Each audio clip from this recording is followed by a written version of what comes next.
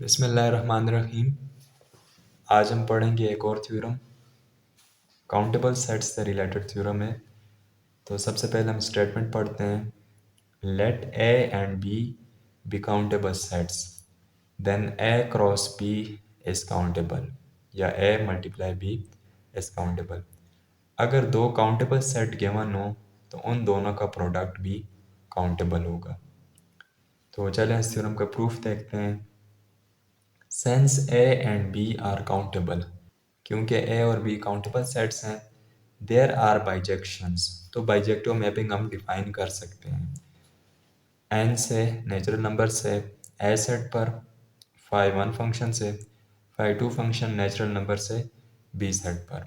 और ये किस तरह डिफाइन होंगे, phi 1 m equal to A M, phi 2 n equal to B N, where A M belong to A M A set का element होगा और बी एन बी सेट का एलिमेंट होगा। तो ये दोनों अलग-अलग काउंटेबल तो हैं, अलग-अलग इनकी मैपिंग डिफाइन हो गई है।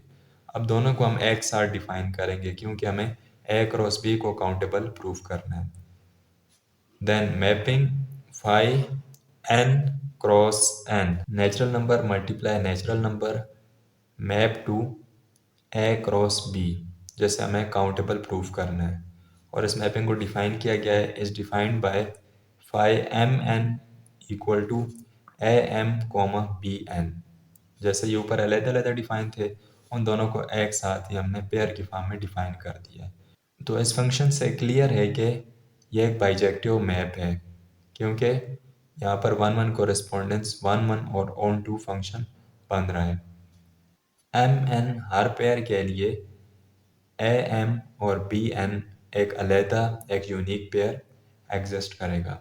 तो ये एक बाइजेक्टिव फंक्शन है, तो इसका मतलब ए क्रॉस बी भी काउंटेबल है, क्योंकि जब भी हम नेचुरल नंबर से किसी और सेट पर बाइजेक्टिव फंक्शन डिफाइन कर देते हैं तो वो सेट काउंटेबल प्रूफ हो जाता है।